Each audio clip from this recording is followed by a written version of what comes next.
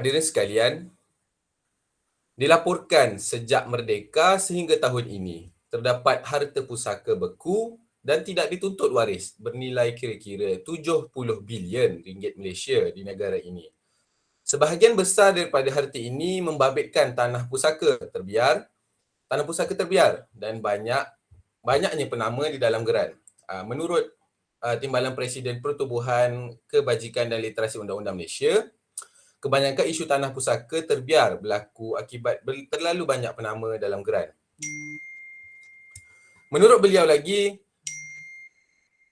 situasi ini berlaku akibat kegagalan waris si mati menguruskan urusan pusaka tanah geran kongsi pemilikan bersama yang ditinggalkan si mati dengan segera. Oleh yang demikian, kita akan memperkupaskan lagi isu ini berkaitan harta pusaka ini. Sebelum itu, bismillahirrahmanirrahim. Assalamualaikum warahmatullahi wabarakatuh. Dan selamat bergabung dengan kami dalam forum perdana yang bertajuk Pusaka Tanggungjawab Bersama. Baik, bersama kita adalah saya iaitu selaku moderator iaitu Muhammad Amirul Nasuha bin Ahmad Zain. Seterusnya kita ada Ustaz Muhammad Afiq Firdaus bin Badruddin. Dan panel kedua pula adalah kita ada Ustazah Nurul Najiha binti Zulkifli. Selamat datang kepada semua panel kita. Ya, terima kasih atas jemputan. Baik. Kullu nafsin dha'iqatul maut. La yastakhiruna sa'atan wa la yastaqdimun. Yang bermaksud setiap manusia ini akan melalui kematian, di mana tidak lambat sedikit, tidak lambat sesaat ataupun tidak awal sesaat. Di mana kematian ini akan datang menjemput kita secara tiba-tiba ataupun secara kita sedar atau tidak. Oleh yang demikian, kita sebagai orang yang mempunyai harta pusaka perlulah bersiap sedia dalam menguruskan pembahagian harta pusaka ini. Baik. Hadirin sekalian, saya ingin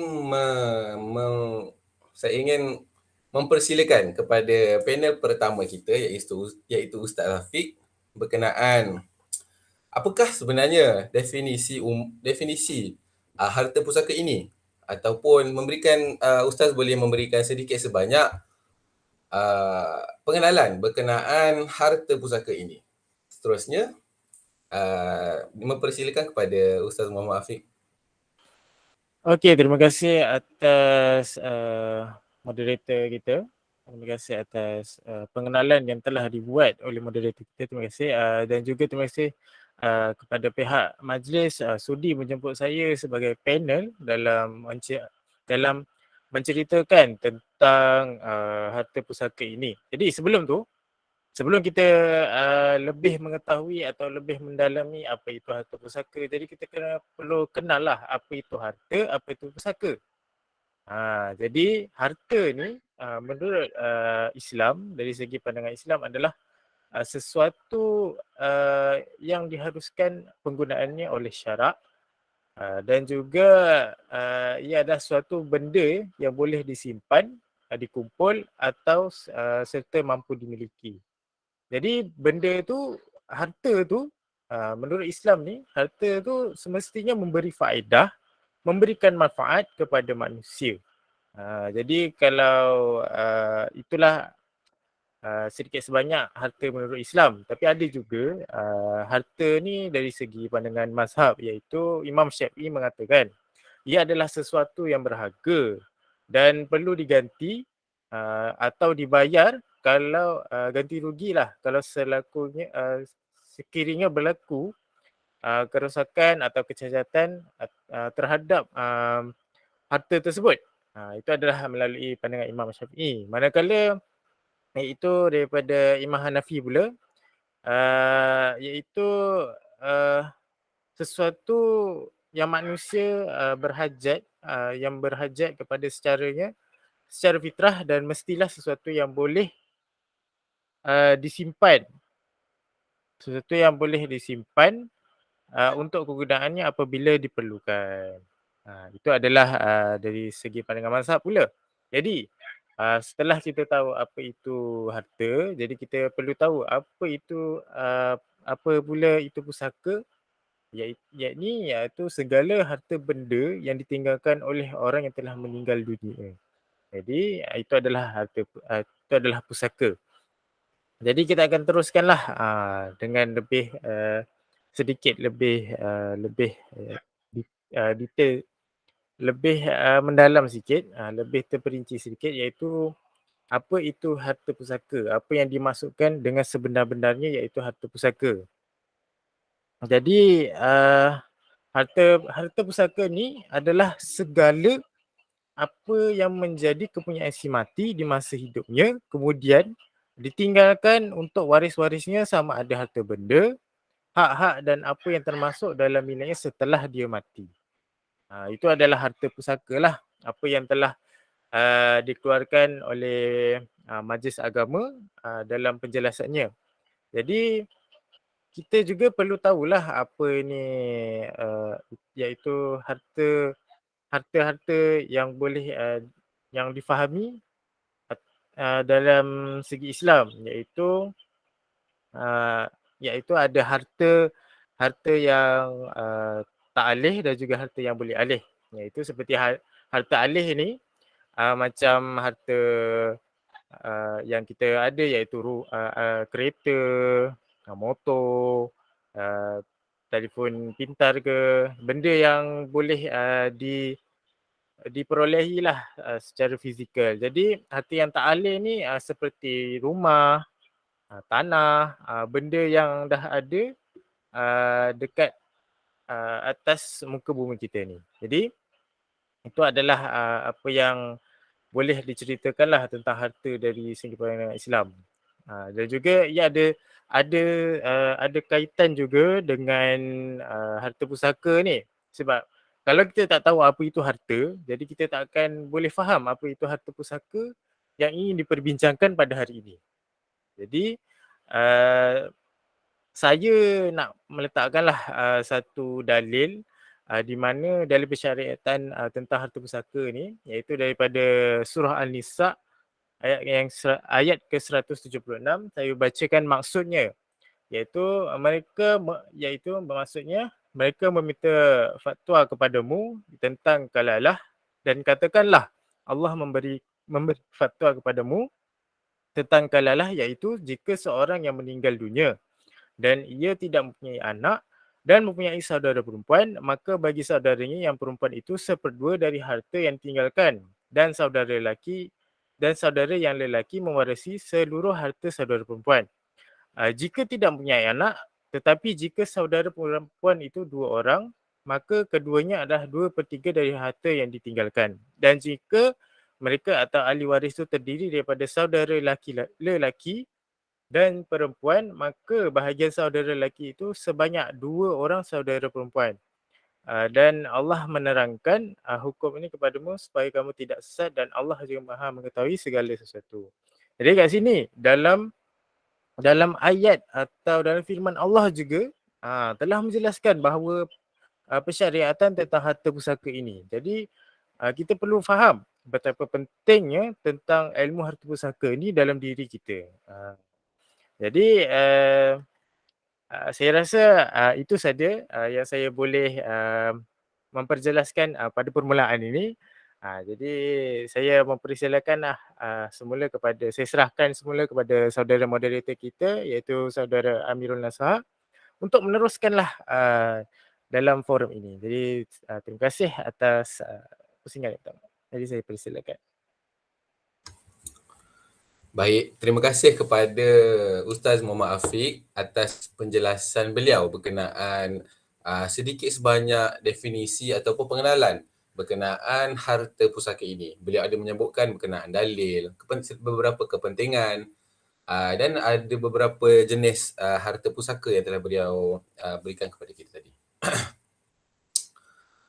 Hadirin sekalian, kita mempersilakan pula kepada panel kedua kita, iaitu Ustazah Nurul Najihah.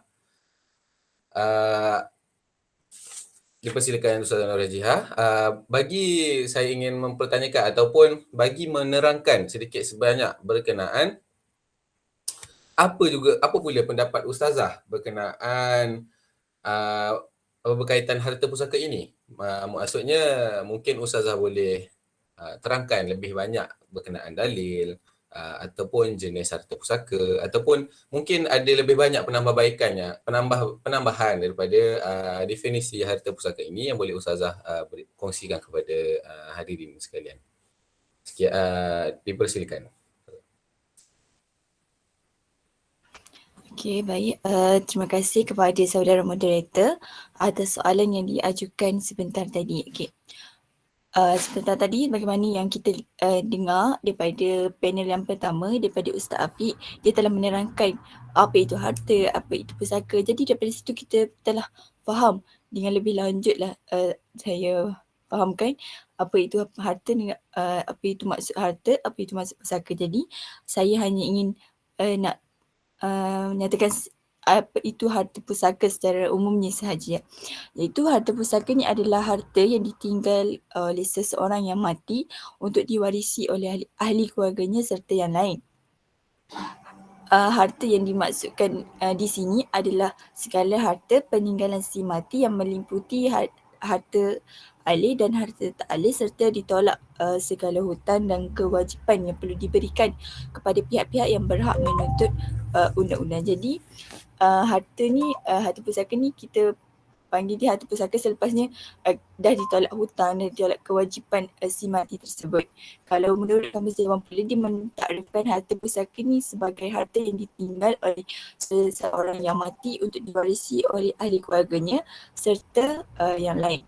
Bagaimanapun ini tidak bermakna semua harta si mati tersebut menjadi harta pusaka, kerana harta pusaka yang dimaksudkan itu tidak termasuk harta yang telah diberikan kepada orang lain semasa hayatnya, harta yang telah dijual oleh si mati, harta yang telah diwakafkan, harta yang dipegang amanah oleh si mati.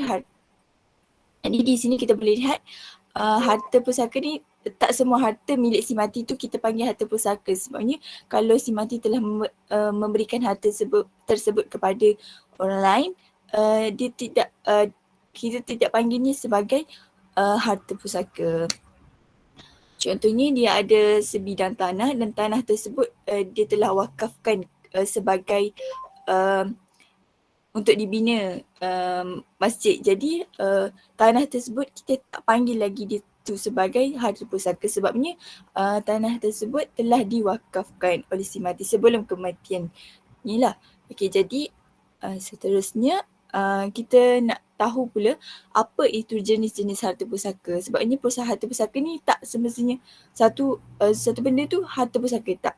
Sebabnya ada banyak jenis yang saya nak nyatakan. Yang pertama, harta pusaka berwasiat, iaitu wasiat ni adalah pengakuan seseorang yang dibuat pada masa hayatnya ke atas hartanya atau manfaat untuk digunakan bagi tujuan kebajikan atau apa-apa tujuan yang dibenarkan oleh undang-undang Islam selepas kematiannya. Ini bermakna keputusan memberi pemilikan harta atau manfaat selepas kematian pemberian wasiat. Jadi harta pusaka wasiat ni adalah kalau sebelum si mati tu meninggal dunia, dia telah memberitahu siapa-siapalah, dia bagi tahu bahawasanya tanah ni adalah untuk diwakafkan sebagai tanah perkuburan. Jadi selepas si mati tu meninggal dunia, kita tak boleh anggap bahawasanya itu adalah sebagai harta pusaka, sebabnya si mati telah mewasiatkan harta tersebut tu sebagai untuk diwakafkan sebagai tanah perkuburan.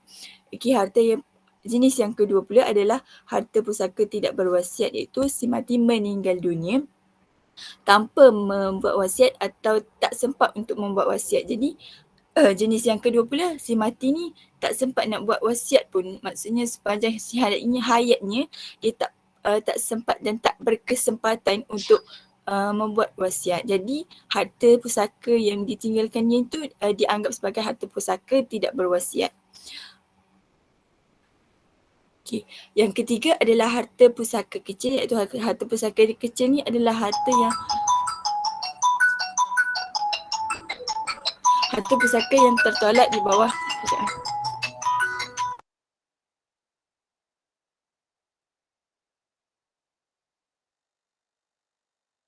harta yang tertolak di bawah Akta Harta Pusaka Kecil iaitu pembahagian 1957 Seksyen 3 Akta 98 mentafsirkan harta pusaka kecil ni sebagai harta si mati yang meninggalkan harta tak alih iaitu tanah sahaja atau harta tak alih berserta dengan harta dengan nilai kesemuanya adalah tidak melebihi 2 juta dan tidak berwasiat mengikut harta Akta Wasiat 1958 pada tarikh permohonan. Jadi ada 3 jenis harta pusaka. Okey, kita tengok pula apa yang dimaksudkan dengan harta pusaka dan bukan harta pusaka. Tak semuanya apa yang ditinggalkan oleh si mati itu adalah harta pusaka. Okey, apa yang termasuk dalam harta pusaka ni adalah semua harta yang si mati perolehi secara halal. Yang kedua, sewa yang belum dijelaskan kepada si mati. Maksudnya ada orang yang berhutang dengan si mati dan mereka tidak berkesempatan untuk menyelesaikan hutang sepanjang hayat si mati. Jadi hutang tersebut tu kita anggap dia sebagai harta pusaka.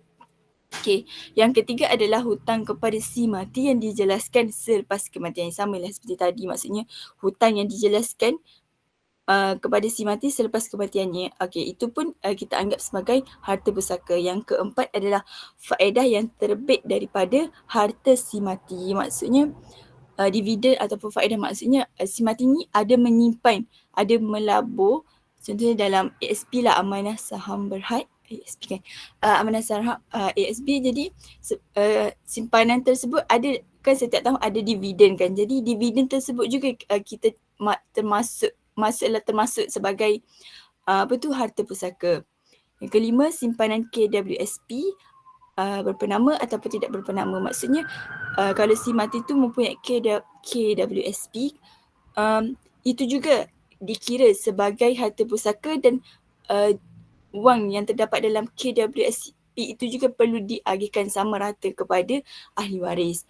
Yang terakhir adalah takaful. Jika si mati itu ada takaful. Dan yang terakhir, apa yang termasuk dalam harta pusaka ni adalah barang yang terbit selepas mati seseorang dari usahanya semasa hayat. Maksudnya kalau si mati ni ada sebuah perniagaan, maksudnya ada kedai ke ada perniagaan lah. Jadi untung ataupun apa yang terbit selepas kematiannya juga kita anggap sebagai harta pusaka.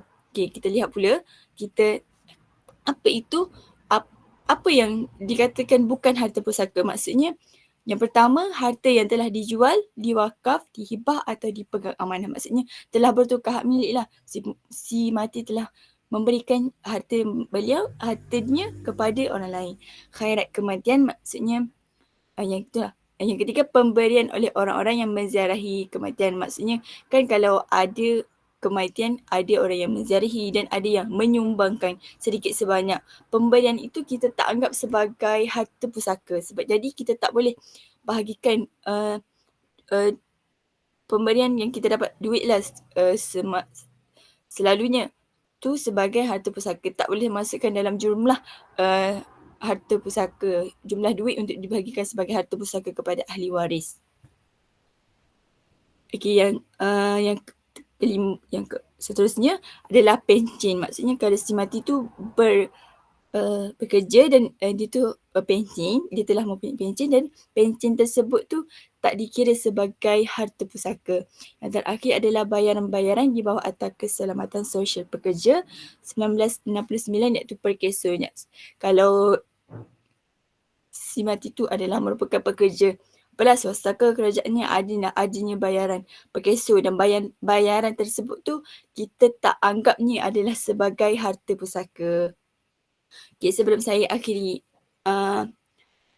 pusingan pertama saya nak nyatakan sebuah dalil dalam Al-Quran, dalam surah An-Nisa ayat yang ke-11 yang bermaksud Allah perintahkan kepada kamu yang ini mengenai pembahagian harta pusaka untuk anak-anak kamu, iaitu bahagian seorang anak lelaki menyamai bahagian dua orang anak perempuan. Tetapi jika anak perempuan itu lebih daripada 2, maka bahagian mereka ialah 2/3 daripada harta yang ditinggalkan oleh si mati. Dan jika anak perempuan itu seorang sahaja, maka bahagiannya ialah 1/2 harta itu, dan bagi ibu bapa, tiap-tiap seorang dari keduanya 1/6 dari harta yang ditinggalkan oleh si mati. Dan jika si mati itu mempunyai anak, tetapi jika si mati tidak mempunyai anak sedang yang mewarisinya ialah ibu bapanya, maka bahagian ibunya ialah 1/3. Kalau si mati itu pula tidak mempunyai beberapa orang saudara, ini adik-beradik, maka bahagian ibunya ialah 1/6 maksudnya. Pembahagian itu ialah sesudah diselesai wasiat yang telah diwasiatkan oleh si mati dan sesudah dibayar hutang ibu bapa kamu dan anak-anak kamu tidak mengetahui siapa yang di antara mereka yang lebih dekat serta banyak manfaatnya kepada kamu, iaitu pembahagian harta pusaka dan penentuan bahagian masing-masing seperti yang diterangkan itu. Ketetapan daripada Allah SWT, sesungguhnya Allah Maha mengetahui dan lagi Maha bijaksana. Jadi berdasarkan dalil tersebut kita boleh faham Allah telah memberitahu kita kalau ada seorang anak lelaki, macam mana pembahagiannya? Kalau ada 2 orang anak perempuan, macam mana pembahagiannya? Jadi berdasarkan dalil tersebut sudah lengkap dan kita boleh faham bahawasanya harta pusaka ni kita tak boleh buat main. Kita jangan kalau selepas ada kematiannya terus nak. Kalau boleh terus selesaikan pembahagian harta tersebut dengan sebaiknya dan tanpa adanya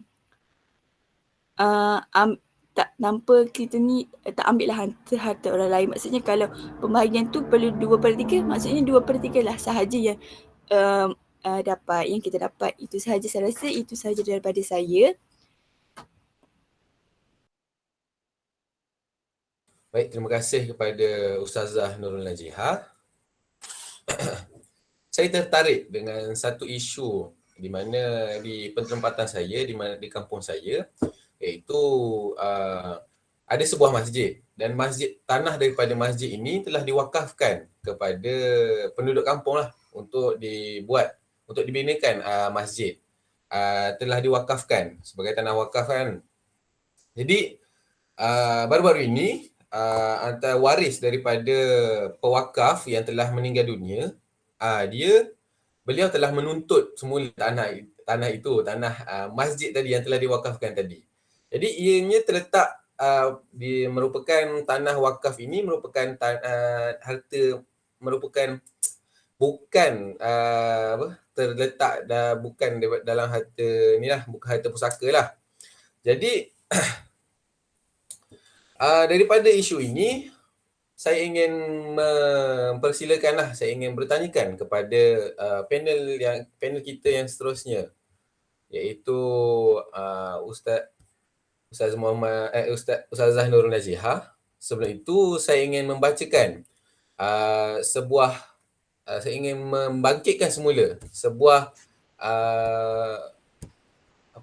sebuah artikel daripada harian Metro, iaitu yang bertajuk Sebidang Tanah Banyak Nama, di mana senario ini selalu kita lihat di dalam negara kita, di mana satu tanah kadang-kadang hanya sekangkang kera, kadang-kadang hanya 1 ekar ataupun 2 ekar. Tapi dalam tanah tersebut ada banyak nama. Sebagai contoh, ada seorang atuk ini diletakkan nama semua anak-anaknya di dalam tanah tersebut lah. Jadi saya serahkan kepada Ustazah Nurul Najihah, mungkin boleh menerangkan sedikit sebanyak berkenaan isu semasa, iaitu menyingkirkan nama waris dalam senarai nama penerima harta pusaka, dan mungkin dapat menyertakan sedikit berkenaan mungkin faktor ataupun cara penyelesaian bagi isu ini. Diharapkan Ustazah Najihah dapat bersedia. Baik, saya serahkan kepada Ustazah. Dipersilakan. Okay, terima kasih kepada saudara moderator kembali. Okay, sebelum saya mengorak langkah untuk menjawab persoalan moderator sebentar tadi, suka saya nak nyatakan terlebih dahulu apa itu peranan ARB, iaitu Amanah Raya Berhad. Sebabnya isu yang saya nak bawakan ni adalah berkaitan dengan Amanah Raya Berhad. Jadi suka saya nak nyatakan terlebih dahulu apa itu Amanah Raya Berhad supaya penonton ni tak berasa keliru lah apabila saya sebut pasal isu sebentar lagi. Okay, jadi Amanah Raya Berhad ni merupakan sebuah syarikat peramahan yang mempunyai bidang kuasa khusus dalam perkara-perkara berkaitan pentadbiran harta pusaka yang terdiri daripada harta pusaka ringkas di mana jumlah harta tersebut tidak melebihi 600,000. Jadi jika jumlah tersebut tidak melebihi 600,000, harta pusaka tersebut boleh diuruskan oleh Amanah Raya Berhad. Syarikat ini merupakan sebuah syarikat pemegang amanah utama yang dikorporatkan pada tahun 1995 dan mempunyai undang-undang tersendiri. Kini ARB ni muncul sebagai syarikat peramanahan dan pewarisan utama yang mampu menguruskan aset secara profesional. Secara dasarnya, bidang kuasa ARB ni dalam menguruskan harta pusaka ringkas adalah berdasarkan kepada undang-undang yang telah diperuntukkan dalam urus tadbir harta. Peranan ARB ni juga bersifat pelbagai dan tertakluk kepada undang-undang seperti Akta Perbadanan Amanah Raya 1995, Akta Pemegang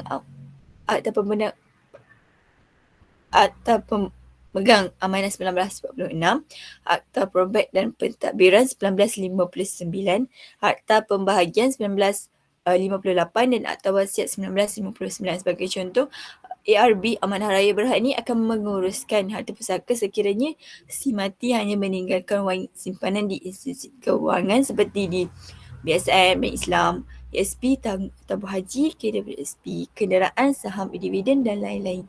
Jika si mati itu adalah sebagai contohlah peninggalan harta pusaka yang akan diuruskan oleh ARB. Okay. Jadi isu yang saya ingin bawa adalah ketidakjujuran pemohon dalam menyenaraikan waris. Bagi kita tahu, dalam proses kita nak buat permohonan harta pusaka, pemohon ni akan diminta untuk menyediakan senarai nama dan kad pengenalan waris-waris lah bagi membantu pihak yang bertanggungjawab seperti Mahkamah Syariah dan ARB ini sendiri untuk menentukan bahagian pusaka setiap ahli waris. Namun timbul beberapa masalah apabila ahli waris ni tidak jujur dalam menyenaraikan dan menyediakan dokumen waris-waris yang lain. Sebagai contoh, jika si mati tersebut meninggalkan 2 orang isteri dan isteri pertama ni adalah merupakan pemohon kepada harta pusaka pengesahan bahagian waris di Mahkamah Syariah. Jadi masalah ini timbul ataupun isu ini timbul apabila pemohon isteri pertama ini hanya menyerahkan senarai nama beliau dan anak-anak beliau sahaja tanpa tapi nama isteri kedua tu beliau ketepikan. Isteri kedua dan anak kedua dan anak-anak daripada hasil perkahwinan isteri kedua dengan si mati suaminya ini diketepikan. Jadi keadaan ini boleh merumitkan lagi keadaan pengurusan harta si mati. Sekiranya tindakan sebegini dikesan, ARB ni Amanah Raya Berhad boleh mengarahkan agar pemohon membuat pengesahan bahagian harta pusaka di Mahkamah Syariah sekali lagi. Jadi kalau kita lihat proses ni akan mula kembali. Jadi proses ni akan menjadi lambatlah sebabnya bila ARB ni telah kesan adanya masih ada nama pewaris yang tidak disenaraikan, jadi mereka akan mula kembali proses itu daripada proses permohonan dan sebagainya lah. Namun begitu, tindakan ini hanya boleh diambil sekiranya harta pusaka ringkas itu belum diagihkan. Kalau dah diagihkan tu macam tak boleh nak buat apa-apa lah sebab dah agihkan kan. Gitu. Jadi antara faktor bagi pendapat saya faktor kenapa berlakunya ketidakjujuran pemohon dalam menyenaraikan waris ni, sebagai contoh yang saya beritahu tadi, Simati ada 2 isteri pertama, isteri kedua. Jadi saya, pada pendapat saya, faktor dia tu mungkin disebabkan oleh ketidakpuasan hati sejak daripada si suaminya pernikah dengan isteri kedua. Jadi dia berpendapat bahawasanya dia boleh pada ini adalah peluangnya adalah untuk tidak memasukkan nama isteri kedua dan anak-anak ni sebagai waris kepada harta simati. Saya rasa itu sahaja faktor utamalah, maksudnya faktor diri, maksudnya daripada diri masing-masing. Jadi menurut Datuk Sheikh Ghazali Abdul Rahman yang merupakan mantan Ketua Pengarah Jabatan Kehakiman Syariah Malaysia JKSM sebelum ini adalah menurut hasil pembacaan saya lah, beberapa kes penipuan di dalam permohonan sijil faraid telah dikesan di mana penipuan ini melibatkan penyembunyian ahli-ahli waris yang berhak ke atas harta pusaka berkenaan. Jika JKSM dan Mahkamah Syariah Negeri mendapati bahawa tindakan tersebut menyebabkan berlakunya pertindahan sijil dalam urusan mengagihkan harta pusaka. Keadaan ini dikatakan berlaku akibat ketidakseragaman undang-undang negeri dalam melibatkan pengurusan harta pusaka. Perbuatan ini kita anggap menipu lah sebabnya memang dia tak letak nama ahli waris sebenar yang lain dalam semasa pihak ARB ni mohon untuk disenaraikan. Maksudnya jadi perbuatan menipu ini dalam mendapatkan harta warisan merupakan sesuatu yang haram. Ini adalah berdasarkan firman Allah Subhanahu Wa Taala dalam surah An-Nisa ayat yang ke-29. Saya nyatakan maksudnya sahaja, iaitu wahai orang-orang yang beriman, janganlah kamu makan ataupun gunakan harta-harta kamu sesama kamu dengan jalan yang salah, iaitu tipu, judi dan sebagainya. Dan jadi daripada dalil tersebut juga kita boleh lihat Allah telah melarang kita ni untuk makan harta orang lain, sesama harta kita lah, maksudnya semasa pembahagian harta pusaka kita dilarang untuk makan harta orang lain dengan cara yang salah, walaupun ahli waris tersebut tu tak tahu pasal benda tu. Keadaan ini adalah berbeza sekiranya senarai waris telah pun diberi dengan lengkap namun terdapat waris yang tidak dapat dikesan. Sekiranya begitu, jadi situasi ni berbeza dengan situasi seperti tadi. Tadi memang disengaja tidak meletakkan nama waris tersebut. Jadi kalau situasi ini dia maksudnya dia bukan tak sengaja, tapi memang waris tersebut tidak dapat dikesan. Sekiranya begitu, ARB ni akan membahagikan bahagian harta kepada waris-waris yang ada dan menyimpan bahagian waris yang tidak dapat dikesan tersebut. Hal ini berlarutan sehinggalah waris tersebut sendiri muncul dan menuntut hartanya. Pada masa yang sama, ARB ni tak adalah ARB ni tak buat apa-apa. Maksudnya pada masa yang sama ARB ni akan berusaha untuk mencari waris yang tidak dapat dikesan. Mungkin anak sebenar si mati tapi dengan isteri yang lain. Maksudnya begitulah contohnya. Saya rasa itu sahaja isu yang ingin saya nyatakan. Itulah maksudnya ketidakjujuran pemohon dalam menyenaraikan ahli waris simati. Itu sahaja. Terima kasih kepada moderator.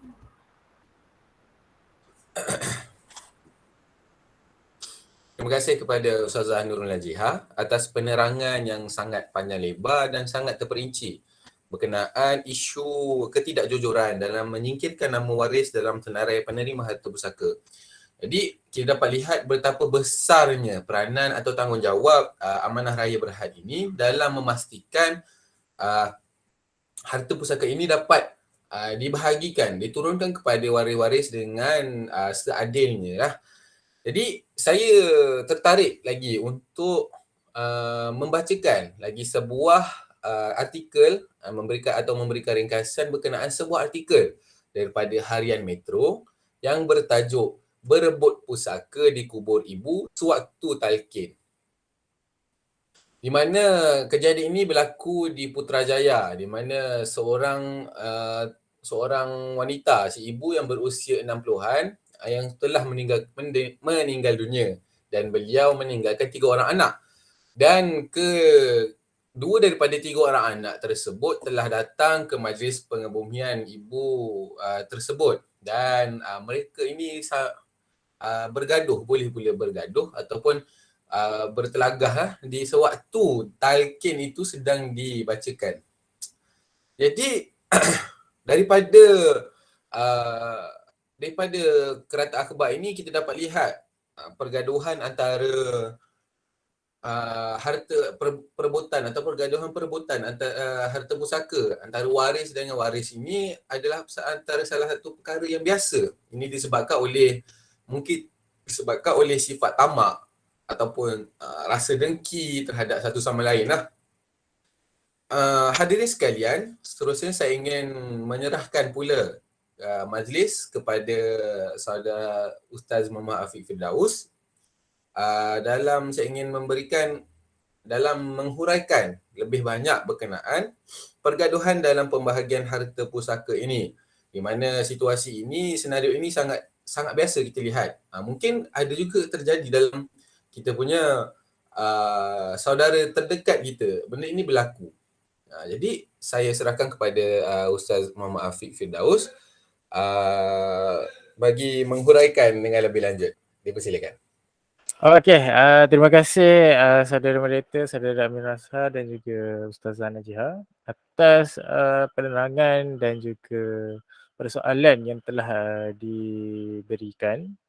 Jadi untuk berkaitan dengan isu yang kita ingin bincangkan pada malam ni. Jadi seperti yang kita tahu yang telah dinyatakan oleh saudara Amirah Nasuha, di mana perebutan harta ni sering kali berlaku dalam masyarakat kita. Kenapa berlaku? Sebab benda ni berkemungkinan mereka ni tidak faham bagaimana sistem faraid dan juga tidak tahu pun tentang sistem faraid ini. Dan juga saya mengambil lah semula tentang daripada Ustazah Najihah tadi tentang ARB, Amanah Raya Berhad, di mana apabila adanya dalam kalangan ahli keluarga kita yang telah meninggal dunia ingin melakukan pembahagian harta, di mana pembahagian harta ARB atau Amanah Raya Berhad ni akan mengambil alih lah atau menjadi perantara, jadi satu pengurusan sebagai untuk menguruskanlah pembahagian harta ini. Jadi dia punya proses, banyak proses dia, di mana perlukan senarai nama, perlukan ahli IC, perlukan maklumat ini, maklumat itu, ya, tentang ahli waris yang ingin dibahagikan. Jadi saya nak bagi tahulah disebabkan perkara ini berlakunya banyaknya harta beku di negara kita. Jadi 90%-nya adalah milik orang Islam itu sendiri. Jadi amat sedih lah. 90% daripada harta pusaka tu adalah milik orang Islam. Di mana dinyatakan di sini pada tahun 2021 iaitu 70 bilion 70 bilion ringgit harta pusaka milik orang Islam dibekukan. Kenapa? Tak ada yang nak tuntut atau tak ada yang nak bahagikan pun. Sebabnya mereka ni tak faham pun atau tidak tahu pun tentang sistem faraid ni. Jadilah masalah kat situ. Jadi seperti yang dikatakan, boleh pula adik-beradik atau anak beranak tersebut bergaduh semasa ibunya dibacakan talqin. Kenapa? Sebab kat situ berlaku ketidakpuasan hati. Di mana berkemungkinan mereka tu telah terpisah lama. Jadi apabila mengetahui ahli keluarganya atau ibunya telah meninggal dunia, jadi mereka datang. Jadi semasa itu juga mereka terfikir untuk terus membincangkan tentang harta pusaka tersebut. Jadi kat sini akan berlakunya pertelagahan. Jadi tak sedaplah mata memandang kan. Jadi kita perlu tahulah apa itu yang dinyatakan harta pusaka. Jadi pembahagian harta pusaka ni ada banyak. Jadi saya akan ringkaskanlah seringkas yang boleh kerana masa pun mencemburai kita. Jadi saya akan nyatakanlah pembahagian harta pusaka ni. Jadi Islam menetapkan kaedah pembahagian harta pusaka yang dinamakan sebagai faraid. Jadi kita kena highlight di situ faraid. Ia diperoleh daripada seseorang yang meninggal dunia yang meninggal waris yang layak menerima harta pusaka mengikut hukum syarak setelah diuruskan jenazah si mati. Maka selepas itu dilunaskan hutang piutangnya dengan hutang Allah iaitu zakat, haji, fidyah dan kafarah dan juga hutang dengan manusia dan dilaksanakan wasiatnya. Sekiranya ada. Jadi kita perlu faham setelahnya berlakunya kematian dalam ahli keluarga kita yang ingin, jadi si mati tu kita harus menguruskan harta si mati itu dengan pengurusan jenazah terlebih dahulu. Setelah itu kita uruskan pula hutang piutang yang ada pada si mati, sama ada dengan Allah dan juga hutang dengan manusia. Setelah selesai semua tu, kita dah selesai, kita dah bayar apa semua, jadi kita bolehlah dengan bagi harta tersebut kita buatkan harta pusaka. Kita buat pengurusan faraid. Jadi kita perlu tahulah apa itu rukun pusaka. Iaitu si mati, orang yang diwarisi hartanya selepas kematian, waris iaitu waris orang yang berhak menerima pusaka dan juga harta iaitu apa-apa kepunyaan yang si mati yang boleh diwarisi. Jadi kenapa harta pusaka ni boleh diwarisi, iaitu dari segi perkahwinan, maknanya ahli keluarga si mati tersebut, keturunan iaitu keturunan ahli keluarga si mati dan juga Islam. Maknanya untuk mewarisi harta pusaka wajib semua ahli tersebut, ahli keluarga atau ahli yang berkaitan, ahli waris tersebut mesti Islam. Tak boleh tak Islam. Jadi antara halangan menerima harta pusaka ni, antara sebabnya adalah membunuh. Jadi kalau bunuh tu memang tak boleh. Seperti seperti dalil daripada seperti hadis daripada iaitu al-qitalu la yarithu, yang maksud pembunuh tidak akan mewarisi harta pusaka. Di situ kita boleh tahulah daripada hadis tersebut, kita boleh tahu harta pusaka ni kalau orang membunuh tak boleh warisi. Jadi berlainan agama pun tak boleh. Itu maksudnya dia ada sedara yang tak se-Islam lah. Ada sedara yang tak se-Islam, itu berlainan agama, dan juga murtad. Di mana dia tu orang Islam, dia keluar daripada Islam selepas tu. Maknanya dia ahli keluarga tapi dia keluar daripada Islam, jadi dia tak boleh mewarisi. Jadi syarat-syarat harta pusaka ni mesti pemilik harta si mati, waris hidup ketika pemilik harta si mati. Maksudnya ada waris yang boleh tuntut harta tersebut. Jadi benda-benda ni lah atau perkara-perkara ini yang perlu kita ambil cakna, yang kita perlu ambil perhatian lah. Jadi dan juga kita perlu tahu bagaimana kaedah pembahagiannya kalau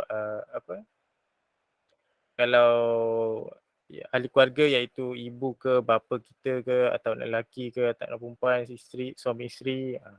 Jadi kita perlu tahulah cara pembahagiannya. Jadi kenapa berlakunya perebutan harta atau pertelagahan ni, berkemungkinan mereka ni tak tahu, tidak ambil kisah pun, tak peduli pun. Jadi mereka bahagikan ikut mereka je. Jadi seperti yang isu sebelum ni, yang iaitu menipu dalam penyenaraian waris. Perkara tu memang berlaku. Sebab kenapa? Sebab berkemungkinan antara salah satu pihak ni tidak berpuas hati. Jadi apabila tidak ada puas hati, mereka menyarankanlah ini ahli waris yang sepatutnya menerima, yang ni bukan. Jadi daripada situ berlakunya lah perselisihan faham apabila telah dikeluarkan satu surat yang menyatakan ini adalah waris yang layak. Jadi apabila waris-waris tersebut datang, kenapa dia pula yang menerima, sepatutnya saya. Jadi ada ketidakpuasan hati di situ. Jadi benda ni kita perlu faham lah. Jadi kita perlu tahu, perlu ambil kisah. Kalau tak ambil kisah susah. Sebab kita sekarang ni kebanyakannya orang Islam macam tidak peduli pun pasal faraid ini. Jadi asalkan apabila orang tu dah tak ada, itu hak milik aku. Itu tak boleh lah. Jadi seperti yang kita tahu, untuk pihak lelaki ni pemilikan harta dia lebih daripada orang perempuan. Sebab kenapa? Tanggungjawabnya kepada orang lelaki ni lebih banyak daripada orang perempuan. Sebab kebanyakannya kita tahu orang lelaki ni adalah merupakan ketua keluarga. Jadi kalau saudara Nasuha ke atau Ustazah Najihah ke ada saudara-saudara atau saudara terdekat, kalau kita tahu pasal harta faraid ni atau harta pusaka ni, kita jelaskan kepada mereka supaya mereka ni tahu dan cakna tentang harta pusaka ini. Jadi tak adalah berlakunya isu rebut harta dekat kubur ke, rebut harta dekat pusat ARB ke, atau rebut harta dekat pusat mahkamah ke. Jadi kita nak elakkan perkara tersebut kerana ia boleh merosakkan imej orang Islam itu sendiri. Jadi saya rasa cukuplah sekadar itu saja daripada saya tentang persoalan yang telah diketengahkan atau isu yang telah diketengahkan. Jadi saya rasa sekadar itu saja. Sekian, terima kasih. Assalamualaikum. Waalaikumsalam warahmatullahi wabarakatuh. Terima kasih kepada Ustaz Muhammad Afiq atas penerangan yang terperinci berkenaan isu pergaduhan dalam pembahagian harta pusaka. Baik, kita lihat sekarang masa pun telah sedang mencemburu kita. Saya akan memberikan sedikit sebanyak rumusan lah daripada forum perdana kita ini yang bertajuk Pusaka Tanggungjawab Bersama, iaitu kita sebagai umat Islam, sebagai ahli masyarakat, sebagai ahli keluarga perlu siap sedia dengan ilmu yang berkaitan harta pusaka ini, termasuklah ilmu faraid, ilmu pembahagian harta ini. Kerana macam mana saya sebutkan tadi, dalil tadi adalah kullu nafsin za'iqatul maut, la yastakhiruna sa'atan wa la yastaqdimun. Setiap manusia ini akan merasai kematian. Dan kematian itu tidak datang lambat sesaat mahupun awal sesaat. Jadi kematian itu akan datang secara bila-bila, kita tak jangka. Jadi dengan itu, dengan adanya kematian ini, maka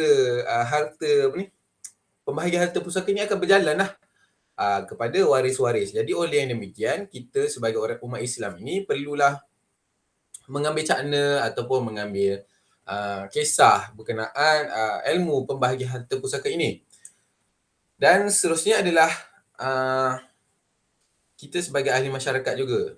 Mungkin ini sebagai pesanan antara kepada saya dan kepada semua hadirin, berkenaan kita perlu menyingkirkanlah sifat tamak ataupun sifat dengki dalam diri. Kerana sifat-sifat ini yang menjadi punca kepada pergaduhan dalam perebutan harta pusaka, di mana pembahagian harta pusaka ini telah ditetapkan sendiri dalam Al-Quran, telah ditetapkan oleh Allah SWT dalam Al-Quran. Oleh itu, kita sebagai hamba ini perlulah perlulah ikut saja ataupun dan seterusnya menyingkirkan sendiri sifat ego, sifat dengki, sifat tamak ini dalam diri kita, supaya pembahagian harta pusaka ini dapat dijalankan dengan lebih lancar, dengan lebih adil dan saksama. Hadirin sekalian, kita telah sampai kepada penghujung majlis, iaitu penghujung forum kita yang bertajuk Pusaka Tanggungjawab Bersama. Terima kasih kepada pendengar, terima kasih kepada hadirin kerana sudi hadir dalam forum kita pada hari ini, dan terima kasih kepada buat pensyarah kami, Ustaz Muhammad Jainuddin, atas memberikan peluang kepada kami untuk menyampaikan forum pada hari ini. Sekian, kami ingin memohon beribuan kemaafan atas segala andai tersilap bicara. Okay. Dan kami juga, saya daripada pihak penganjur ingin mengucapkan selamat Hari Raya Aidilfitri. Maaf zahir dan batin. Sekian, wabillahi taufiq wal hidayah. Wassalamualaikum warahmatullahi wabarakatuh.